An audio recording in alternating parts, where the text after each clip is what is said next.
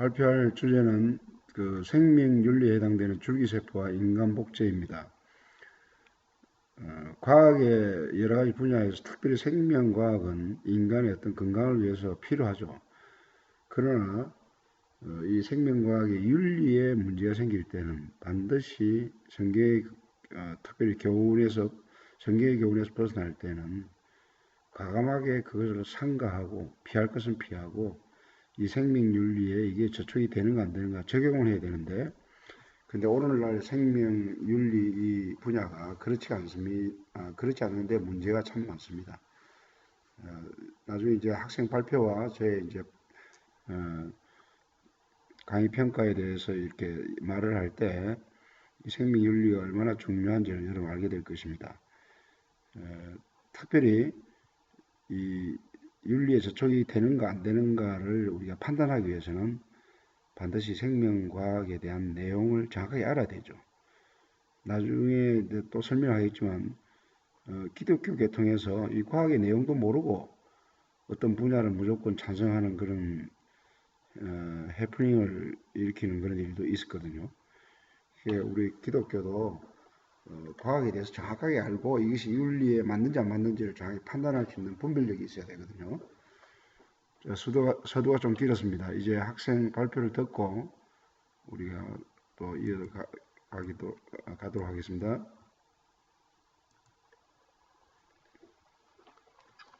안녕하세요. 생명과학 줄기세포와 인간 복제에 대해 발표할 과학과 저력의 만남 6조입니다. 먼저 목차입니다. 첫 번째로 생명과학이란, 두 번째 줄기세포, 줄기세포의 개념과 배아줄기세포와 성체줄기세포에 대해 설명하고, 세 번째 인간복제, 배아복제와 개체복제에 대해 설명하고, 마지막으로 인간복제의 문제, 윤리적 문제, 성경 관점에서의 문제의 순으로 설명하겠습니다.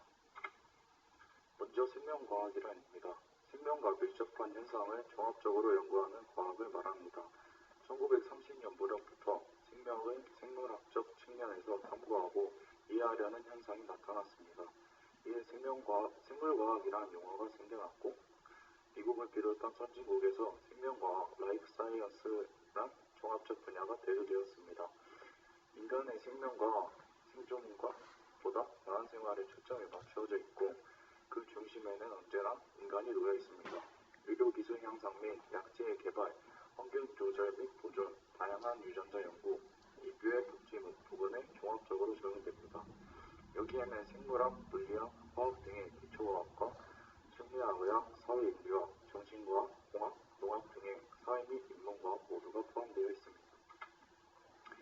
즉, 생명과학이란 생명에 관계되는 현상이나 생물의 여러 가지 기능을 연구해 의료나 환경보존 등 인류복지에 사용하는 종합과학을 말합니다. 다루는 분야는 아주 많습니다.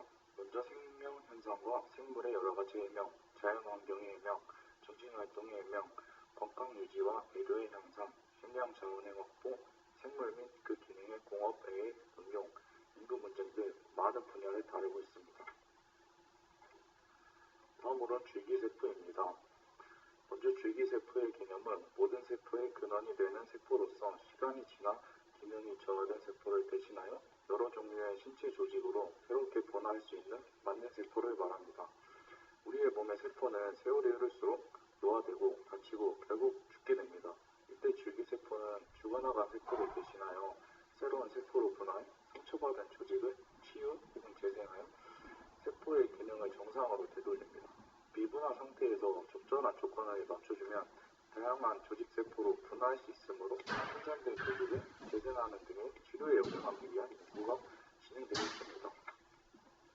줄기세포는 크게 두 가지로 나뉘는데요. 배아줄기세포와 성체줄기세포로 나뉩니다. 먼저 배아줄기세포입니다.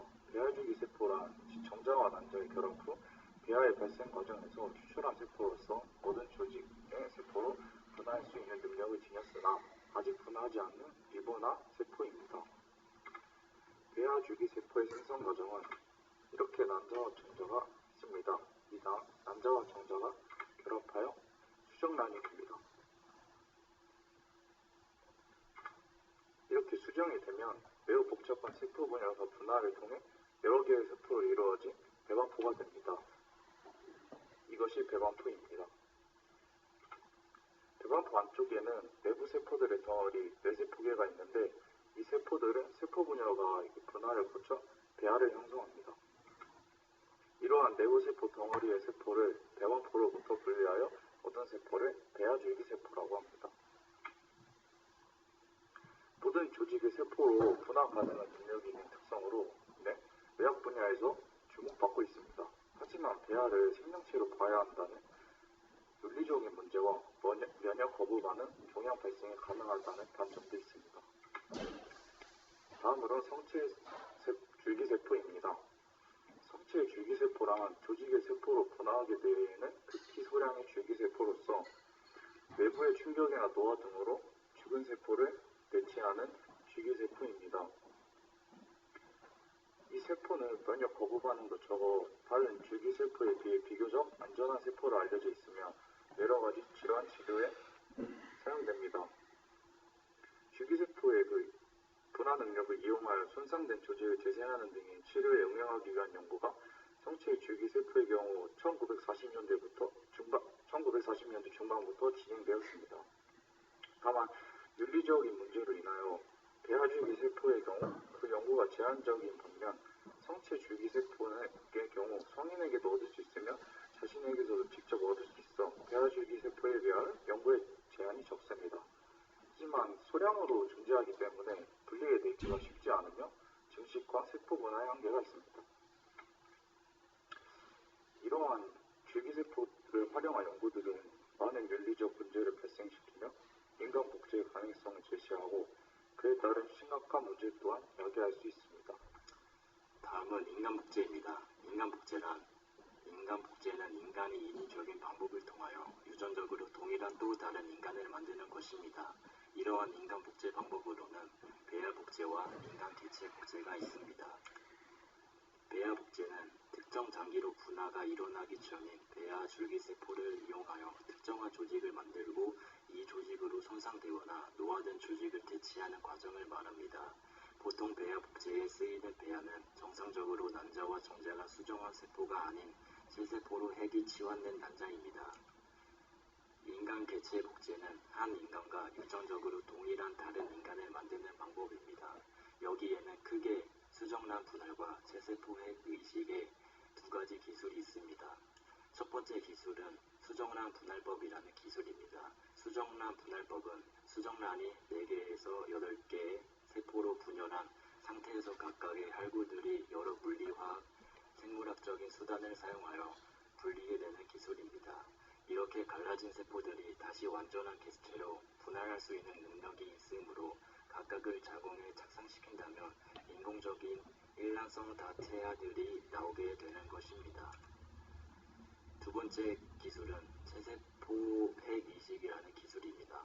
체세포 핵 이식은 성체의 체세포를 이용하는 방법입니다. 즉 성체의 체세포 핵을 분리게 되어 여러 가지 처리를 거쳐 재프로그래밍 시킨 후 수핵 세포질과 수정시켜 새로 분화하게 만드는 방법입니다.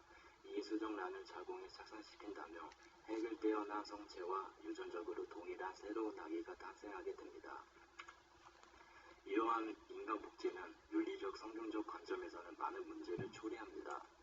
윤리적 문제는 첫째, 인간의 존엄성을 해친다.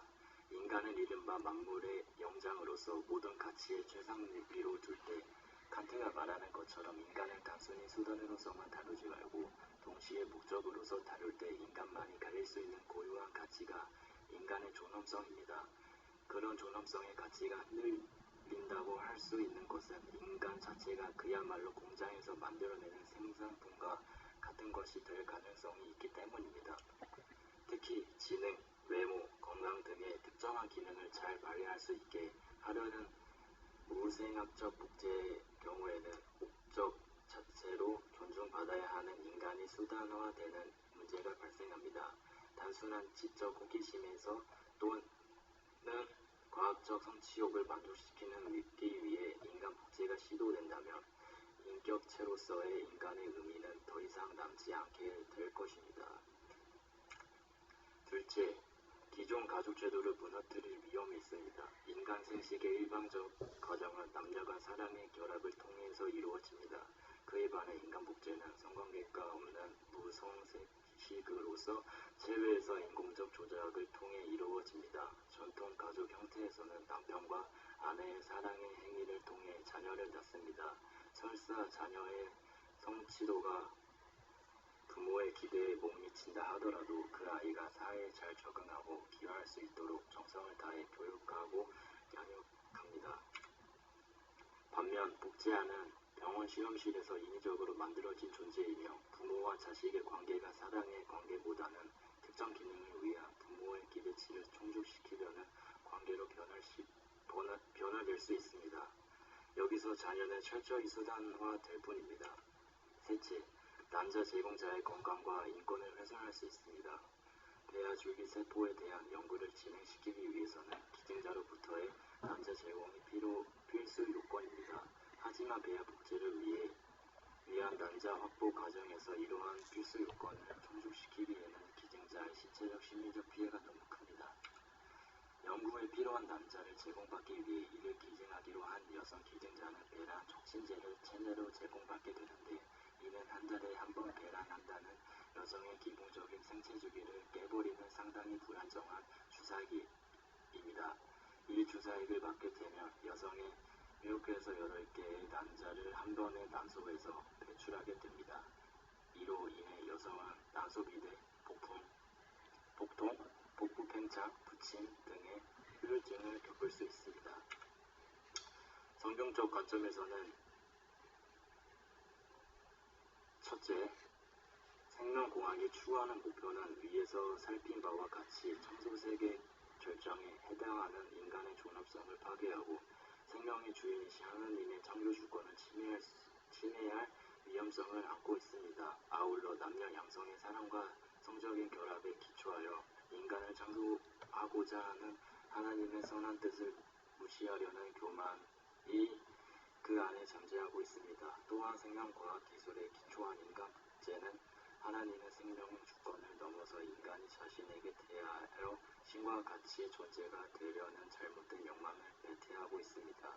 이것은 마치 아담과 하와가 하나님과 같이 되기 위해 선악과를 따먹는 것이나 다른 바가 없고 바벨탑을 쌓던 자들이 성과 대를 높이 쌓아 올려 하나님과 맞먹으려고 한 것이나 다름없습니다. 또한 경우에 따라서 그것은 인류 공동체의 미래에 엄청난 파멸을 가져다 줄 수도 있습니다. 둘째, 넓게 보면 인간 복제 역시 생명 파괴의 범주에 들어갈 수 있습니다. 생명은 오로지 하나님만이 창조하며 인간은 다만 그것을 관리함으로써 하나님의 생명 주권을 존중해야만 하는데 인간 복제는 생명의 본질을 왜곡시킴으로써 생명에 해를 가하기 때문입니다. 복제된 인간이 다른 사람에게 장기나 인체 또는 유전자 등을 제공할 목적으로 소모품의 삶을 살아가야 한다면 그의 생명이 과연 하나님의 보호 영역 안에 있는 것이라고 할 수 있냐는 것입니다. 인체와 생명 현상에 대한 모든 연구는 마땅히 생명을 관리하고 보존하는 데 머물러야 함에도 불구하고 인간 복제는 인체에 대한 불필요한 조작을 넘어 하나님의 고유한 영역에 속한 생명의 창조까지를 넘보는 바 그것은 정말로 정당화되기 어려운 일입니다. 셋째, 예수님께서 이 땅에 성육신 하실 때도 인간 배아의 모습으로 오셨음을 주목해야 합니다. 누가복음 1장 43절에 보면 성령으로 잉태하신 마리아의 인간 배아로 오신 예수님을 향하여 엘리사벳은 나의 주님이라고 외치고 있습니다. 이를 보아 예수님께서도 하나님께서 질서하신 생명 체계에 따라 오셨음을 알 수 있습니다. 하나님의 자녀로서 우리는 이러한 예수님의 형상을 따라야 합니다. 하지만 인간 복제는 예수님의 모습을 본받길 거역하는 행위입니다. 하나님의 자기 형상 곧 하나님의 형상대로 사람을 창조하시되 남자와 여자를 창조하시고 창세기 1장 27절 하나님께서 하나님의 형상대로 창조하신 인간 생명은 그 누구도 헤엄쳐서는 안 될 하나님의 닮은 신성한 존재임을 명심하고 오직 피조물로서 위치에서 벗어나지 않은 겸손한 자세로 과학기술 발전에 힘써야 합니다. 이상 지금부터 발표를 들어주셔서 주셔서 감사합니다.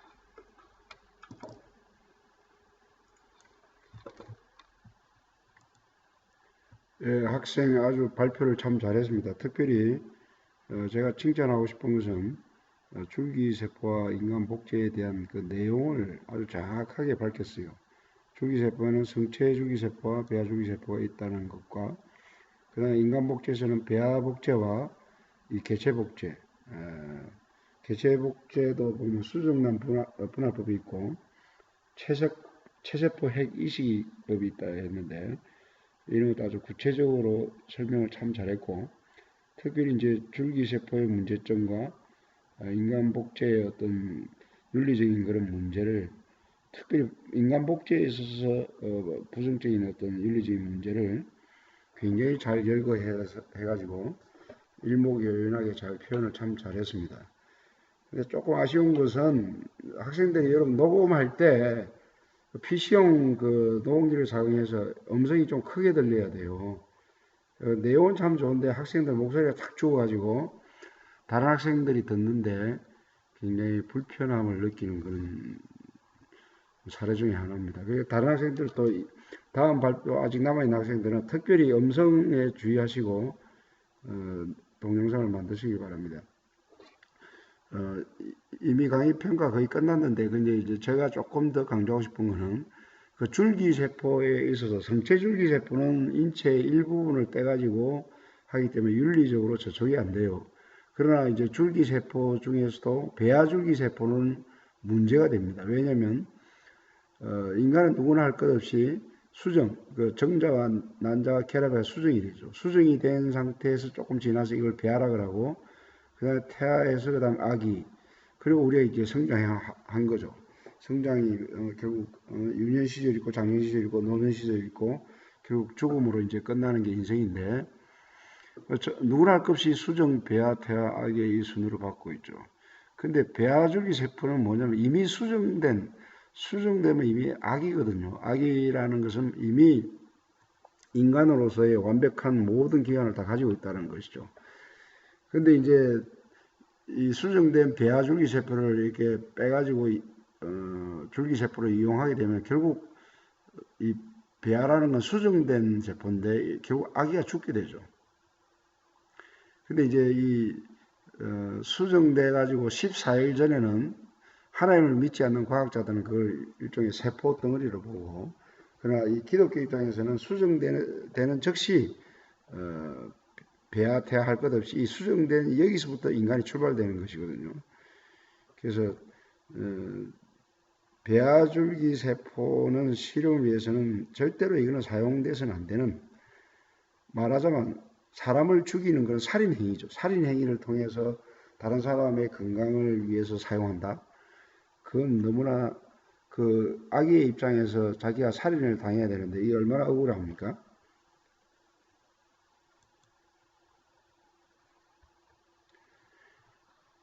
다시 한번 이야기하지만 그 배아줄기 세포는 분명히 윤리적으로 엄청난 문제가 있고 특별히 난자를 얻는 과정에서도 이게 복잡합니다. 여성들의 호르몬 교란으로 영구 불임이 되거나 심각한 후유증에 시달리는 그런 어떤 부작용이 일어나는 경우가 참 많죠. 그래서 줄기세포에 의해서 성체 줄기세포는 윤리적으로 저촉이 안 되니까 그것은 장려해도 괜찮고 배아 줄기세포는 엄밀하게 해서는 안 되는 걸 얘기죠. 인간 복제 앞에 그 학생이 굉장히 그 인간 복제 부작용에 대해서는 설명을 참 많이 했습니다. 제가 이제 그냥 간단하게 이제 설명하자면 인간은 하나님으로부터 지원받은 존재이지 우리가 만들어내는 대상이 아닙니다. 인간 한 사람은 물품처럼 대체할 수 없는 유일무이한 존재이고 독특한 하나님 형상을 따라 지원받은 피조물입니다. 인간이 만일 복제가 된다면 인간의 가치와 존엄성이 상실되고 인간 복제를 시도하는 것은 한마디로 하나님의 창조 영역에 도전하는 그 학생이 아까 설명 잘했는데 선악과를 먹으면 하나님같이 되리라. 그리고 바벨탑을 쌓아가지고 하나님의 영역에 도전하는 그런 교만한 마음에서 출발된 것이죠. 그러니까 하나님의 창조 영역에 도전하는 아주 불순하고도 교만할 짝이 없는 해서는 안 될 중대 범죄에 해당된다는 사실을 우리는 마음판에 새겨야 합니다. 그래서 인간 복제 이거는 정말 큰일 날 하나님의 창조의 영역에 도전하는 아주 어리석기 짝이 없는 교만한 행위입니다. 이걸 마음판에 새기시고 우리가 생명의 과학도 윤리적인 어떤 범위 내에서 이렇게 해야 되지 윤리에 저촉이 되면 과감하게 버릴 수 있는 그런 겸손이 필요한 것입니다. 감사합니다.